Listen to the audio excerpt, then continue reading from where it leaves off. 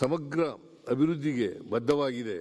ರಾಜ್ಯ ಸರ್ಕಾರವು ಕೈಗಾರಿಕಾ ನೀತಿ 2025-30ಕ್ಕೆ ಚಾಲನೆ ನೀಡಿದ್ದು, ಇದು 2030ರ ವೇಳೆಗೆ ಉತ್ಪಾದನಾ ವಲಯದಲ್ಲಿ 12% ವಾರ್ಷಿಕ ಬೆಳವಣಿಗೆಯನ್ನು ಸಾಧಿಸುವುದರೊಂದಿಗೆ 20 ಲಕ್ಷ ಉದ್ಯೋಗಗಳನ್ನು ಸೃಜಿಸುವ ಗುರಿ ಹೊಂದಿದೆ. 24-25ನೇ ಸಾಲಿನಲ್ಲಿ ಕೈಗಾರಿಕಾ ವಲಯವು 5.8% ಬೆಳವಣಿಗೆ ಸಾಧಿಸಿದೆ.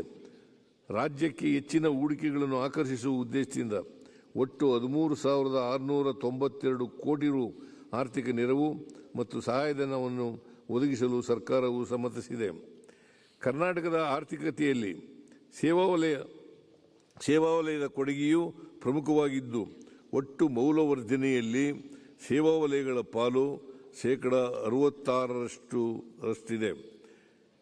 2024-25ನೇ ಸಾಲಿಗೆ ರಾಜ್ಯದಲ್ಲಿ ಸೇವಾ ವಲಯವು ಗಣನೀಯವಾಗಿ ಬೆಳವಣಿಗೆಯಾಗಿದ್ದು,